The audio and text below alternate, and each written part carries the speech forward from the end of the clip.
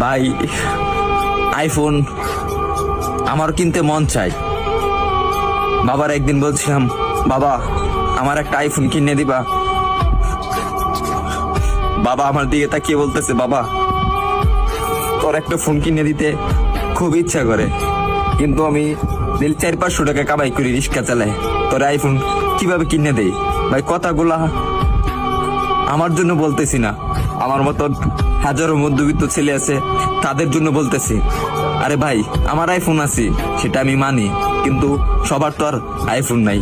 কিছু পোলাপান আছে নতুন নতুন শার্ট পরে, নতুন নতুন প্যান্ট পরে, নতুন নতুন সানগ্লাস পরে, 2 দিন পরে পরে আইফোন পাল্টায়।